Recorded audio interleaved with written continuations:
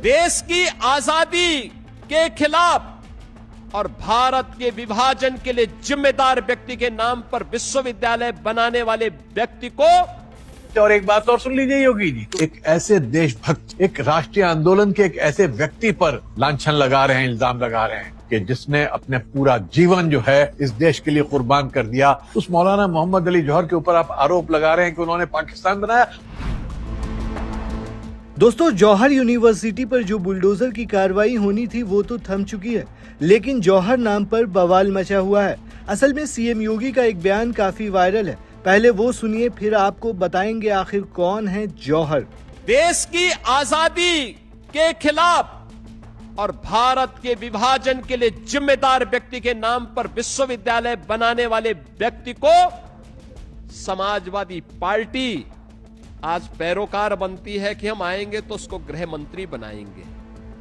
यानी ये तो जानते हैं कि उसको नहीं आना है, लेकिन इनका शर्मनाक, इनके सोच को देखो, यानी ये फिर दंगा करवाना चाहते हैं।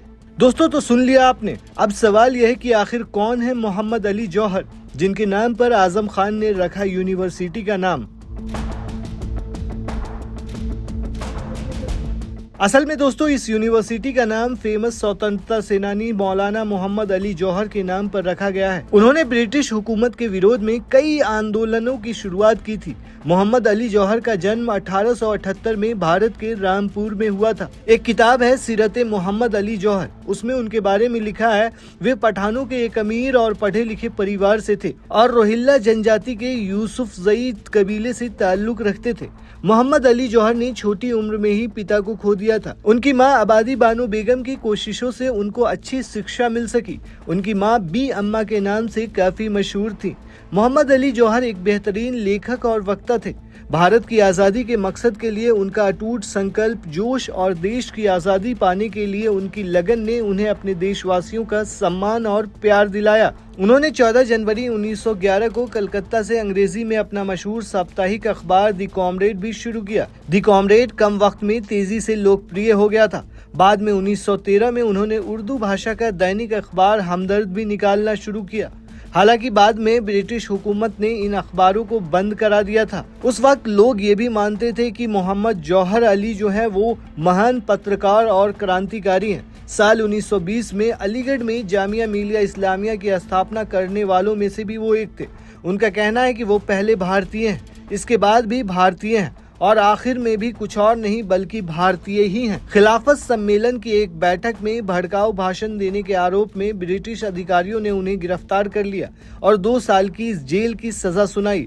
अब आप इसी से समझ सकते हैं कि आजादी में उनका कितना बड़ा योगदान था। 4 जनवरी 1931 को लंदन में उनका निधन हो गया। उनके पार्थिव शरीर को यरूशलेम के मस्जिद अक्सा बैतुल मुकद्दस ले जाया गया और 23 जनवरी 1931 को वहां दफनाया गया। वहीं योगी जी के बयान के बाद काफी ज्यादा सियासी उठापटक मची हुई है। अब इन्हें देखिए जरा, इनका एक वीडियो वायरल है। इन्होंने क्या कुछ कहा है वो भी सुन लीजिए।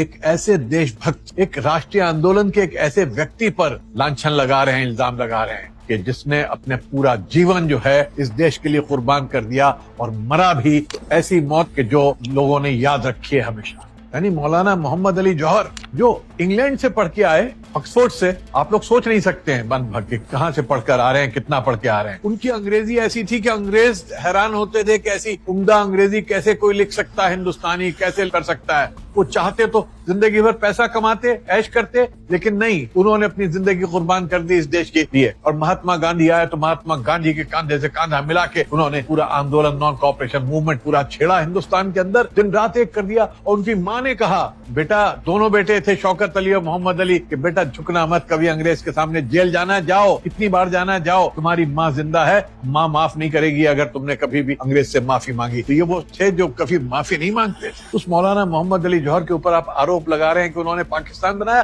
अरे पाकिस्तान का रेजोल्यूशन पहली बार 1940 में पास हुआ, 1947 में पाकिस्तान बना। और मौलाना मोहम्मद अली जौहर 1931 में जब राउंड टेबल कॉन्फ्रेंस में गए इंग्लैंड, तो वहां पे उन्होंने एक बात कह दी थी, मैं आजाद देश में जाऊंगा, गुलाम देश में मैं नहीं जाऊंगा। और उनका जो जुमला है मशहूर है आज भी कि I would prefer to die in a foreign country so long as it is a free country, and if you do not give us freedom in India, you will have to give me a grave here. या तो आजादी दो या फिर मुझे कब्र दे दो। ये मौलाना मोहम्मद अली जौहर थे और उनकी वहां पर मौत हो गई और उनको दफनाया गया लाके जेरूसलम में, पैलेस्टाइन में। तो मौलाना मोहम्मद अली जौहर कोई मामूली आदमी नहीं थे। और एक बात और सुन लीजिए योगी जी, तो 1978 में किसकी गवर्नमेंट थी हिंदुस्तान में? मुरारजी भाई की। कौन था उस गवर्नमेंट में फॉरेन मिनिस्टर? अटल बिहारी वाजपेयी। कौन थे? श्री अडवाणी इंफॉर्मेशन मिनिस्टर थे। और उस वक्त उन्होंने मौलाना मोहम्मद अली जौहर के लिए कमोरेटिव स्टैंप जारी किया 1978 में, उनको सम्मान देने के लिए। क्यों दिया? अगर वो पाकिस्तान बनाने वाले थे।